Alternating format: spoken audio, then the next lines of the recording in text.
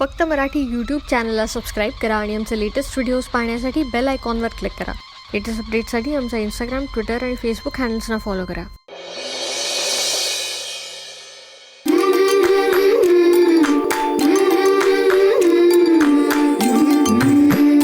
काटा पायात रुतला अंगणात खेळताना डोळ्यामध्ये आले पाणी सलत्याचा सोसताना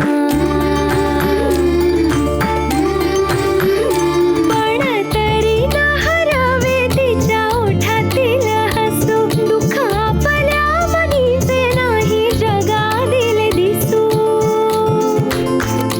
दिस कष्टाचे सोसते स्वप्न उद्याचे पाहते सिंधू सिंधू सिंधू सिंधू. मला शाळेत जायचंय. पण एका कोड्याचं उत्तर दिलंस तर कसलं कोडं? काळ्या घोड्यावर पांढरा शिलेदार, एक उतरला की दुसरा तयार. सापडलं. काय सापडलं? कोड्याचं उत्तर सापडलं. उत्तम. आजोबा, पण आता मी शाळेत जाऊ शकते ना? जा.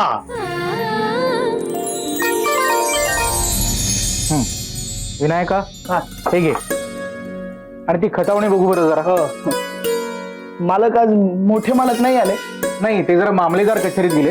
त्यांचं काम झालं की येतीलच लगेच. म्हणजे योग्य वेळी आलो तर आम्ही. अरे या या विलासराव, या बसा. आज कसं काय येणं केलं? काही विशेष काम? अहो, गोदावरी वहिनींचं माहेर हे. तुम्ही आमच्या जवळची माणसं, इथे यायला काही विशेष का हवंय? नाही नाही, तसं नाही, पण तुम्ही नेहमी कामात असणारी माणसं, म्हटलं काही प्रयोजन असल्याशिवाय येणार नाही म्हणून विचारलं. नाही, प्रयोजन होतं छोटस. यांची ओळख करून देतो. हे आमचे स्नेही सखाराम दामले. नमस्कार. नमस्कार. त्यांना काही दागिन्यांची मोड करायची होती. म्हटलं आपल्या नात्यातले सराफ आहेत, त्यांच्याकडे चला, चांगला भाव मिळेल. काय बरं केलं. बघू दागिने. आमच्या पूर्वजांचे दागिने आहेत. अगदी बावन कशी सोनं आहे. आजोबांकडनं वारशाने माझ्याकडे आले. काय करणार, भाऊबंदकीमुळे वाटे पडले म्हणून मोड घ्यायला आलोय. ठीक आहे, हरकत नाही. आजच वजन करून घेतो आणि तुम्हाला पावती देतो लगेच. नाही नाही, पावतीची काही गरज नाही. तुमच्यावर विश्वास आहे आमचा.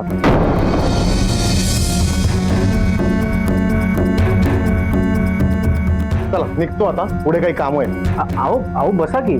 काही घाई आहे का? जायचं एका ठिकाणी. मोड कधी मिळेल? 2 दिवसात देतो. बरं, दामले म्हणजे मूळचे कुठले तुम्ही? इथलेच आहेत ते. चला येऊ आम्ही, पुढे काही काम आहेत. उशीर होतोय. चला सकाळ.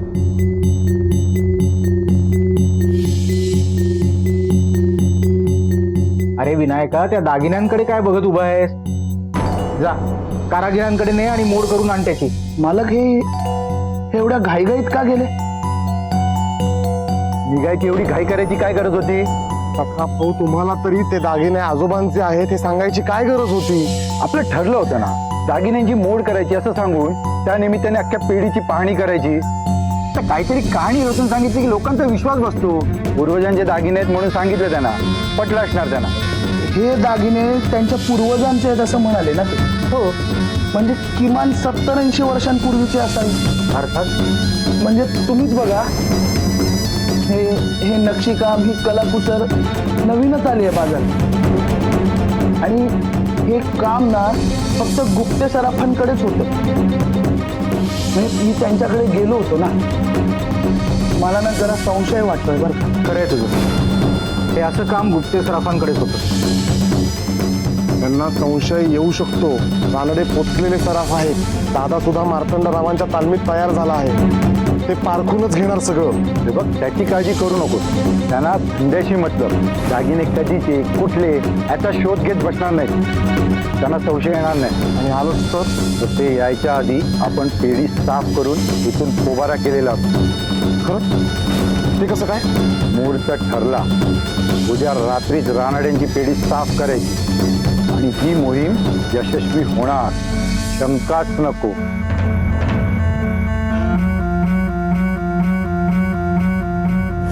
मनात शंका राहायला नको. तू आत्ताच्या आत्ता गुप्ते सराफांकडे जा आणि काय ती शहानिशा करून ये. आपल्यालाही कळू देत की बावन कशी सोन्याचं रहस्य. आत्ता लागलीच जा. गुरुजी गुरुजी थांबा. गुरुजी असा नकार देऊ. काहीतरी उपाय करा. माझं सौभाग्य टिकेल, यांना काहीही होणार नाही असं बघा. माझ्या परीनं जे शक्य होतं ते सगळं केलंय मी. काशी विश्वेश्वरा, तू आहेस तो साक्षीला. तुझ्या पतीला खरा धोका घराबाहेर पडल्यावर आहे. त्याला घराबाहेर जाऊ देऊ नकोस. सगळं ठीक होईल. अहो हे ऐकतच नाहीत माझं. त्यांना काही स्पष्टपणे सांगताही येत नाही. सांगितलं तर म्हणतील सगळं थोतांड आहे आणि नेमकं उलट वागतील. तोंड दाबून बुक्क्यांचा मार. कर्मणी दशा. मी काय म्हणते, काहीतरी उपाय असेलच ना. थोतांड? मी सांगितलेल्या गोष्टी तुम्हाला थोतांड वाटतं? मग भोगा आपल्या कर्माची फळं. तसं नाही गुरुजी, तुम्ही रागावू नका बरं. त्यापेक्षा काहीतरी उपाय करा ना. मी फक्त भाकीत सांगू शकतोय. विधी लिखित बदलणं हे जगन्नियंत्याच्या हातात आहे, माझ्या नाही. गुरुजी यांना नाईलाजानं फिरस्तीची नोकरी करावी लागते हो. तुम्ही सर्वज्ञ आहात. कित्येकांची नशीबं बदलता तुम्ही. हे घरीच राहतील, बाहेर फिरस्तीवर जाणार नाहीत. असा काहीतरी उपाय सुचवा ना. हवं तर ही ही ही नथ दक्षिणा म्हणून ठेवून घ्या. तसा मी धनाचा लोभी नाही, पण प्रपंचासाठी करावं लागतं. तुझी ही दक्षिणा मी नाकारणार नाही. तुझा पती त्या फिरस्तीच्या नोकरीवर जाऊ नये म्हणून काही विधी करावे लागते. पण हो, सगळं माझ्यावर सोडून तू निश्चिंत राहू नको. लक्ष दे त्याच्याकडे. डोळ्यात तेल घालून त्याच्यावर नजर ठेव. हो गुरुजी, आता हेच तर नशीब आहे माझं.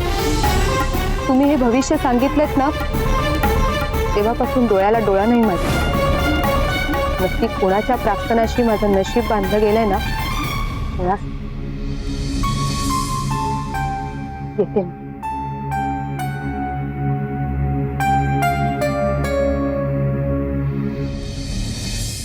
अशी माझी माय, जणू दुधावरची साय. छान सिंधू, फार उत्तम लिहिलाय जो निबंध आईवरचा. अप्पा आजोबा, तुम्हाला माहितीये आज गुरुजींनी वर्गातल्या सगळ्यांना माझा निबंध वाचून दाखवला. हो का? सगळ्यांनी खूप कौतुक केलं माझं. वा वा वा, छान छान. सिंधू बाळा, जा, तुझी आत्या बोलते बघ तुला.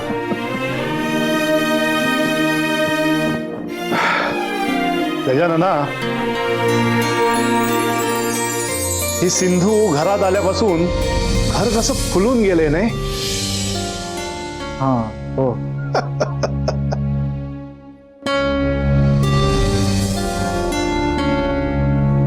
गजानना, अरे काय झालंय? आप्पा, आज दामोदर पंतांचा भाऊ विलास आला होता आपल्या पेढीवर. यांची ओळख करून देतो. हे आमचे स्नेही सखाराम दामले. त्यांना काही दागिन्यांची मोड करायची होती. म्हटलं आपल्या नात्यातले सराफ आहेत, त्यांच्याकडे चला, चांगला भाव मिळेल. चला येऊ आम्ही, पुढे काही काम आहे, उशीर होतोय. चला सका. मालक हे एवढ्या घाईघाईत का गेले? विनायकाला संशय आला म्हणून लगेच मी विनायकाला गुप्ते सराफांकडे पाठवलं. म्हटलं हा सूर्य आणि हा जयद्रथ करूनच टाकू आज. मग विनायकचा संशय खरा ठरला आप्पा. अहो, तो छापच नव्हे, ते दागिने सुद्धा गुप्त्यांकडचेच होते. मागच्याच पंधरवड्यात चोरी झाली होती त्यांच्याकडे. बापरे, म्हणजे हा विलास चोरी करतो की काय? तो एकटा करतो का त्याची टोळी आहे कोणास ठाऊक. पण या सगळ्या प्रकारामुळे गुप्ते सराफ प्रचंड संतापले. हे विनायकाने नाव नाही घेतलं त्याचे, पण गुप्ते सराफ या सगळ्याचा पाठपुरावा करणार आहोत. त्या परिस्थितीत आपण काय करायचं? या विलास फौजदाराकडे द्यायचं त्याला. यात विचार करण्यासारखं काय? तुला वेळ लागले का अण्णा? अरे आपल्या गोदावरीचा धीर आहे तो. उद्या सगळ्या प्रकारामुळे त्यांची किती बदनामी होईल याचा विचार केलायस का तू? हा विचार त्यानं चोरी करण्यापूर्वी करायला हवा होता आप्पा. त्या विलासचे पराक्रम बाहेरून माझ्या कानावर येतच होते. आता पुरावाही मिळाला. त्याला फौजदाराच्या स्वाधीन करायचं. मला वाटतं आपण याचा शांतपणे विचार करायला हवा. ही गोष्ट शांतपणे विचार करण्यासारखी नाहीये आप्पा. ते दागिने घेऊन तो आपल्या पेढीवर आला होता, यामध्ये त्याचा काही छुपा हेतू असू शकतो. कदाचित आपल्या पेढीवरच डोळा असेल त्याचा. अण्णा, उगाच उचलली जीभ लावडी टाळायला असं करू नकोस. अरे हा तुझ्या बहिणीच्या संसाराचाही प्रश्न आहे. उद्या सासरी तिला या गोष्टीवरून काही त्रास व्हायला नकोय. अरे हे प्रकरण नाजूक आहे. गजानना, आपण दामोदर पंतांशी बोलू आणि मग ठरवू काय करायचं ते. हो आप्पा, कधी जायचं? लगेच आत्ता निघू. चल चल चल चल.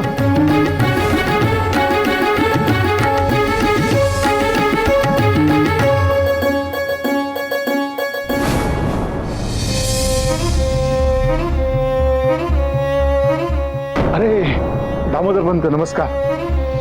आम्ही तुमच्याकडेच येत होतो. थोडे बोलायचे होते विलासरावांसंदर्भात.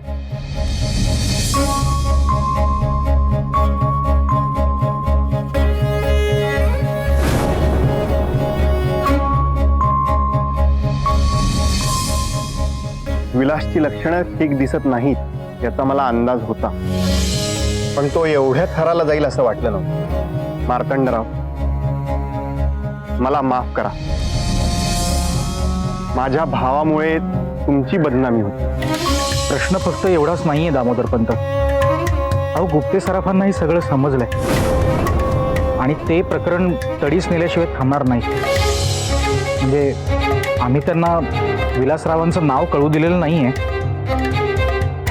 परंतु ते पोलीस, सरकारी ब्रिटिश अधिकारी आणि त्यांचे जुने गिराईक या सगळ्यांच्या मदतीने तपास करतायत. आमच्यापर्यंत हे जर प्रकरण आलं तर आम्ही फार काळ विलासरावांचं नाव नाही लपवू शकत. बरे, तुमच्या वडिलांपाशी बोलायचे तर ते काहीच ऐकून घेत नाहीत, म्हणून म्हटले तुम्हालाच सांगावे. नाही, ते बरंच केलं. गोदावरीलाही संशय होता, परंतु मी तिच्याकडे दुर्लक्ष केलं. ह्या काट्याचा नायटा होण्याआधी मीच काहीतरी उपाय करायला हवा होता. आम्ही तुम्हाला हेच सांगायला, सावध करायला आणि विलासरावांना आवर घाला हे सांगायला आलो होतो. आणि आम्हाला गोदावरीचीही काळजी वाटते. बाप आहे हो मी तिचा. तुम्ही घराबाहेर असता, तुमच्या अनुपस्थितीत तिचं काही बरं वाईट झालं तर. हो, नाही नाही, कृपया हात जोडून मला असं लाजवू नका. माझ्या भावानं जे केलं त्याबद्दल खरं तर मीच तुमची माफी मागतो. विलास तर काय करायचं ते मी बघतोच, पण गोदावरी कुठल्याही अडचणीत येणार नाही याची मी हमी देतो. तुम्ही तिच्या बाबतीत निश्चिंत राहा. बरं आहे, मग येतो आम्ही. आणि तुम्ही काळजी घ्या स्वतःची. आणि काही वाटलं तर आम्हाला नक्की कळवा. हो, जरूर या.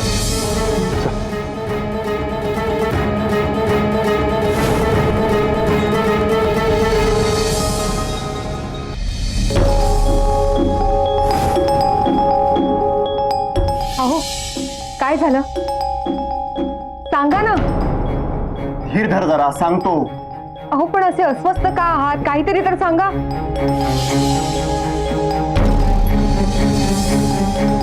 पाणी घ्या. आता सांगा मला, काय झालं नक्की? डोकं भणभणायला लागलंय. हा विलास आता आणखी काय काय शोभा करणार आहे कुणास ठाऊक. का? काय केलं भाऊजींनी? विलास तुमच्या पेढीवर गेला होता त्याच्या साथीदाराला घेऊन. गुप्ते सराफांचे जे दागिने चोरलेत ते विकायचे होते त्याला. तुझे आप्पा, दादा दोघांनाही माहीत झालंय विलास चोर आहे ते. फौजदार सुद्धा मागावर असतील. अगं बाई, कर्मणी दशा. अहो, काय सांगताय काय? या विलासचं काहीतरी करायलाच हवं. उद्या याच्यामुळे आपल्या दारात फौजदार येऊन उभे राहतील. मी दौऱ्यावर जात नाही. अगदी खरंच शेली बुवांनी सांगितलेला उपाय कामी आला. हो, काय बडबडतीयस? गुप्ते सराफ काही गप्पा बसणाऱ्यातले नाहीत. उद्या तेच येतील इथे फौजदाराला घेऊन. त्याआधी मीच विलासला त्यांच्या ताब्यात देतो. गुन्ह्याला शिक्षा मिळालीच पाहिजे.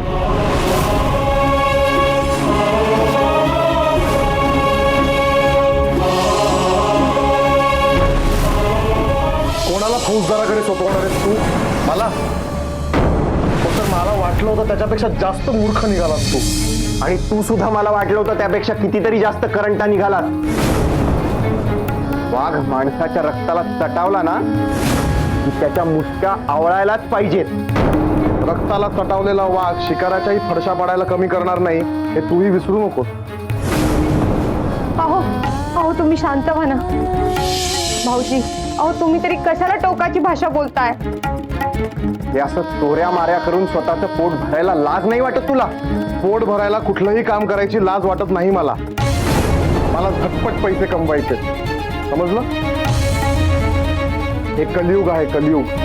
इथे श्रीमंत व्हायचं असेल तर वाकड्या मार्गाने जावंच लागेल. मग मी सुद्धा तुला फौजदाराकडे देऊन सरळ केल्याशिवाय राहणार नाही. दादा आत्ताच शहाणा हो, भाऊच म्हणून सांगतोय. नाहीतर काय? ते कळेल लवकरच. अहो तुम्ही का उगाच हट्ट करताय? अहो त्यांना जे करायचं ते करू देऊ. तुम्हाला माहिती ना ते एकदा हट्टाला पेटले की कुणाचंही ऐकणार नाही. काहीतरी करून बसतील होते. तू मला अक्कल शिकवू नकोस. मला पूर्ण कल्पना आहे मी काय करतोय याची. आणि आमच्या दोघांच्या मध्ये पडू नकोस, समजलं?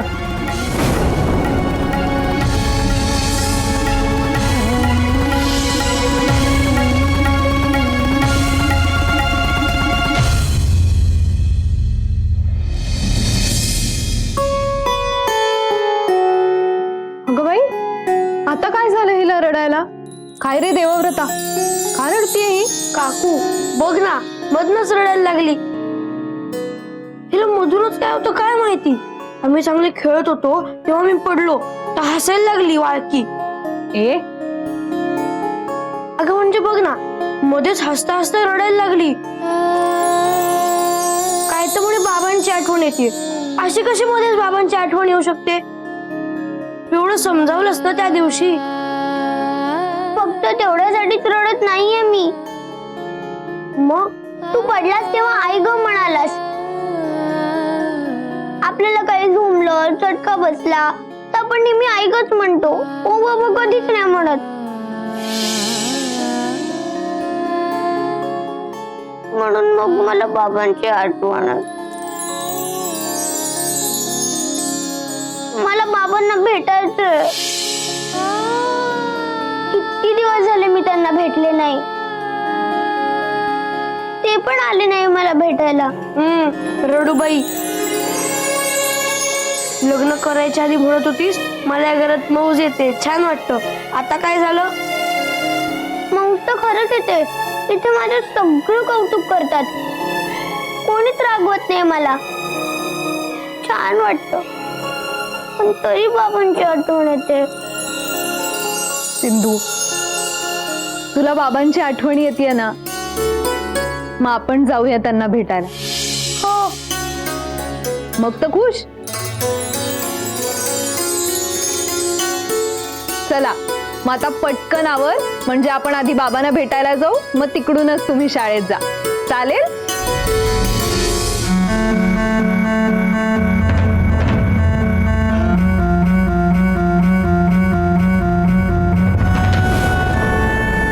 बोल, काय काम होतं? कशाला भेटायचं होतं? तुला माहिती आहे ना, मनात येईल तेव्हा मला भेटता येत नाही ते. हो सखा भाऊ, पण तसंच कारण होतं म्हणून निरोप पाठवला मी. काय काम होतं? मी काय म्हणत होतो, पटकन सांग, मला वेळ नाहीये. भाऊ आज रात्री रानड्यांच्या पेढीतून चोरी करायचा बेत रद्द करूया आणि काही दिवस इथनं गायब होऊया. काय डोकं बिकं फिरलंय काय तुझं? सखा भाऊ आपण पेढीवर जाऊन फसलो. रानड्यांना संशय आला आपला.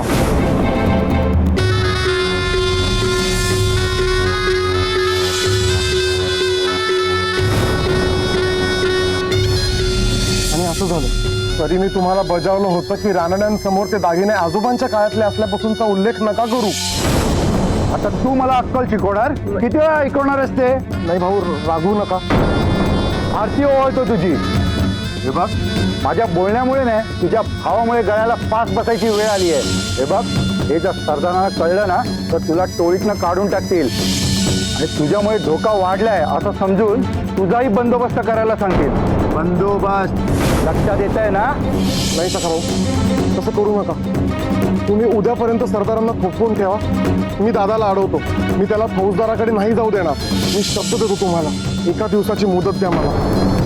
1 दिवस, 1 दिवसाची मुदत देतोय, लक्षात ठेव. हो सखाभाऊ, आभारी आहे.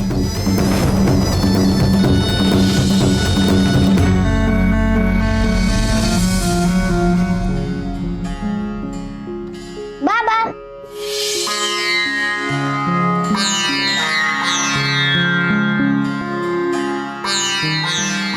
बाबा सिंधू, बाबा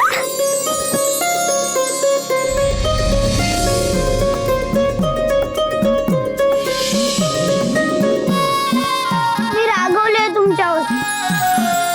हो का? का ग बाळा?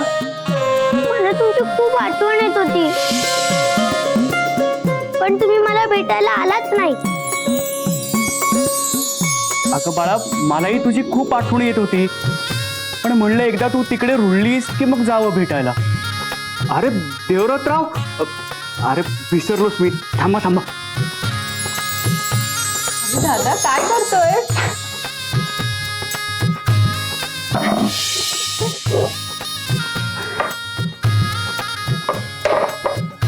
बसा बसा. नवीन जोडपं पहिल्यांदाच घरी आले, त्या दोघांना एकत्रच बसू दे. बस ग सिंधू, तू पण बस बाळा बस. बस देवाव्रता. थांबा, मी पाणी घेऊन येतो.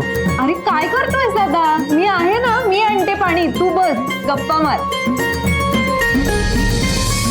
काय देवरतराव, कसे आहात? मी ठीक आहे. बरं झालं सिंधूला तुम्हाला भेटायला घेऊन आलो, नाहीतर रोज इतकी रडायची की एक दिवस आमचं घरच वाहून गेलं असतं. घर वाहून गेलं असतं तरी तू जागता आला नसतास. ढोल्या भोपळ्या